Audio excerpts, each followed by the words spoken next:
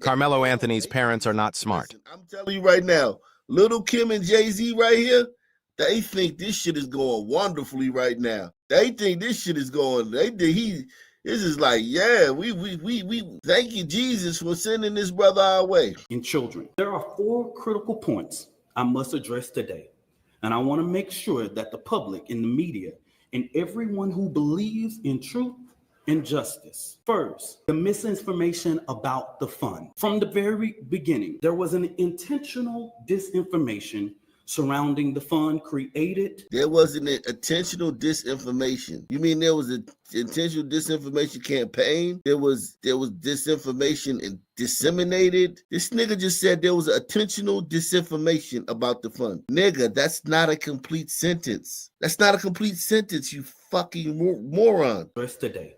And I want to make sure that the public and the media and everyone who believes in truth and justice. First, the misinformation about the fund. From the very beginning, there was an intentional disinformation surrounding the fund created in the support of the Anthony family. The Karmelo Anthony Fund, hosted by Give, Send, Go. Let's be clear, the family has not received one dime. Any of the media could have verified it. But we saw on Twitter, we saw on Facebook, and so many different things of the false, lavish Good Jay-Z like, see, baby, I told you it was good. Life of this family. $800,000 home, purchase Escalade, in private security. Let me make this very clear. The Next Generation Action Network has always had its security. Many of you that know us in the Dallas and Fort Worth media know that we have our own security detail. One of the individuals that a lot of this, he's advertising for his fund. He want his Nigan. He's advertising for Nigan because he wants the next family that get in some trouble, some racial bullshit. He want them to come to him. He's advertising. We got our own. There's no way he should be up here talking about shit that people posting online. There's no way he should be up here whining about shit that people posting online. Escorted Karmelo Anthony out of jail is here present with us now. They are a part of the Next Generation Action Network security team. The family hasn't hired any private contractors or whatever, or splurged or whatever. But if they have the audacity to spend money for their safety and security, that's their prerogative. The family has not withdrawn, and just until recently, just yesterday, they were officially notified by Give, Send, Go that they could start the withdrawal process. But if anybody knows about this process, they know that takes about 2 to 3 days to withdraw from that and actually. Okay, so they gotta wait 2 to 3 days to get the money. Okay.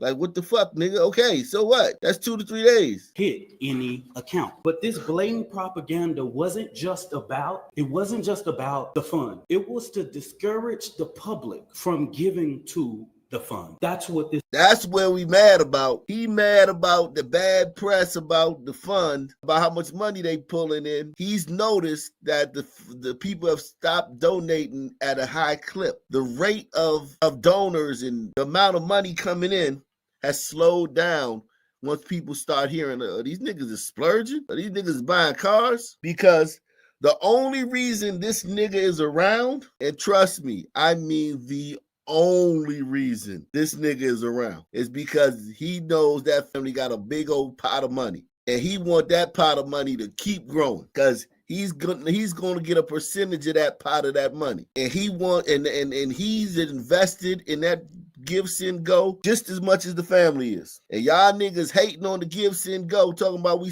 buying cars and shit. Y'all niggas is hating, man. Now people ain't donating no more. That's what this is about. This is about money. This press conference is about money. It's about telling people, hey, it's safe to keep going to the Give, Send, Go. We don't got the money, and we not splurging.